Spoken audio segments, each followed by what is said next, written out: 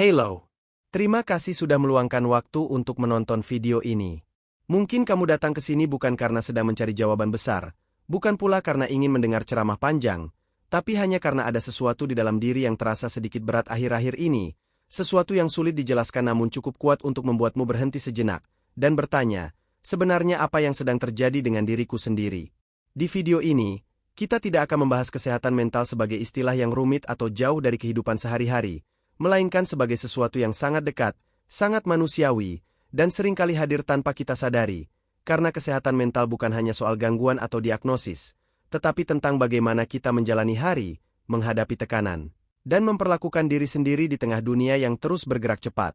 Ada sesuatu yang belakangan ini terasa berbeda dalam kehidupan sehari-hari kita, sesuatu yang tidak datang sebagai peristiwa besar atau kejadian dramatis, melainkan muncul pelan-pelan di sela rutinitas yang tampak biasa saja, ketika kita tetap bangun pagi, tetap menjalani kewajiban, tetap berinteraksi dengan orang lain,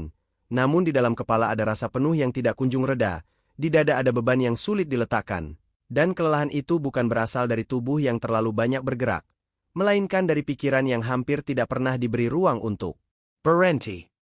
Kesehatan mental seringkali dipahami secara sempit, seolah hanya berkaitan dengan kondisi ekstrim atau gangguan berat, padahal dalam kehidupan nyata, kesehatan mental justru bekerja paling aktif di area yang sangat sehari-hari, dalam cara kita berpikir tentang diri sendiri, dalam cara kita memaknai kegagalan dan keberhasilan, serta dalam bagaimana kita merespons tekanan yang datang silih berganti, karena mental yang sehat bukan berarti hidup tanpa masalah, melainkan kemampuan untuk tetap sadar, tetap utuh, dan tetap mengenali diri sendiri meskipun berada di tengah situasi yang tidak selalu bisa kita kendalikan. Kelelahan mental menjadi sesuatu yang rumit karena seringkali tidak terlihat, tidak menimbulkan tanda fisik yang jelas, dan tidak memberi alasan konkret yang bisa langsung ditunjuk, sehingga yang muncul hanyalah perubahan kecil seperti mudah tersinggung, sulit berkonsentrasi, kehilangan minat pada hal-hal yang dulu terasa menyenangkan, atau keinginan untuk menarik diri tanpa tahu pasti alasannya, dan karena semua itu terlihat sepele, banyak orang memilih untuk mengabaikannya, memaksakan diri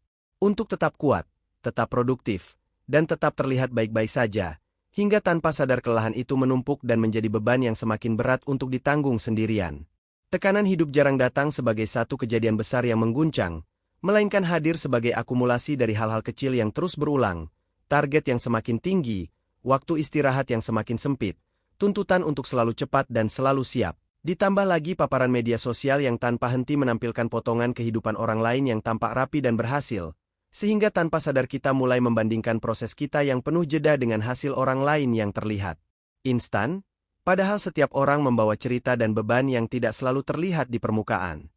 Di tengah tekanan seperti itu, kemampuan paling dasar yang sering diabaikan adalah kemampuan untuk mengenali perasaan sendiri, karena sejak lama banyak dari kita terbiasa menekan emosi, menunda lelah, dan menganggap sedih sebagai sesuatu yang harus segera disembunyikan, padahal perasaan bukanlah musuh, melainkan sinyal yang memberitahu bahwa ada bagian dari diri kita yang sedang membutuhkan perhatian, dan ketika sinyal itu terus diabaikan, ia tidak menghilang, melainkan berubah menjadi kelelahan yang lebih dalam dan lebih sulit dipahami. Merawat kesehatan mental tidak selalu membutuhkan langkah besar atau perubahan hidup yang drastis, karena seringkali justru dimulai dari hal-hal sederhana seperti tidur yang cukup, makan yang lebih teratur, memberi jarak dari layar, atau memberi diri sendiri izin untuk berhenti sejenak tanpa merasa bersalah. Sebab hal-hal kecil yang dilakukan secara konsisten memiliki dampak jangka panjang yang jauh lebih besar daripada usaha besar yang hanya dilakukan sesekali. Ada anggapan bahwa meminta bantuan berarti lemah, padahal tidak semua beban memang diciptakan untuk dipikul sendirian, karena berbagi cerita dengan orang yang dipercaya atau mencari bantuan profesional bukanlah tanda kegagalan, melainkan bentuk kesadaran bahwa kesehatan mental sama pentingnya dengan kesehatan fisik, dan sama-sama layak dirawat dengan cara yang tepat. Pada akhirnya, kesehatan mental bukan tentang menjadi selalu kuat atau selalu baik-baik saja, melainkan tentang keberanian untuk jujur pada diri sendiri, tentang kemampuan untuk mengenali batas, dan tentang kesediaan untuk melambat ketika hidup terasa terlalu cepat. Karena jika hari ini kamu merasa lelah atau tidak baik-baik saja, itu bukan tanda bahwa kamu tertinggal, melainkan tanda bahwa kamu sedang hidup dan merespons dunia apa adanya. Terima kasih sudah bertahan sampai akhir video ini. Jika kamu merasa pembahasan ini relevan, kamu tidak sendirian, dan semoga video ini bisa menjadi pengingat kecil bahwa merawat diri sendiri bukanlah sesuatu yang egois, melainkan kebutuhan. Jika kamu merasa video ini bermanfaat, jangan ragu untuk menyimpannya, membagikannya ke orang yang mungkin sedang membutuhkan, dan menuliskan pendapatmu di kolom komentar, karena siapa tahu ceritamu bisa menjadi penguat bagi orang lain. Sampai jumpa di video berikutnya. Jaga dirimu, dan ingat, tidak apa-apa untuk berhenti sejenak.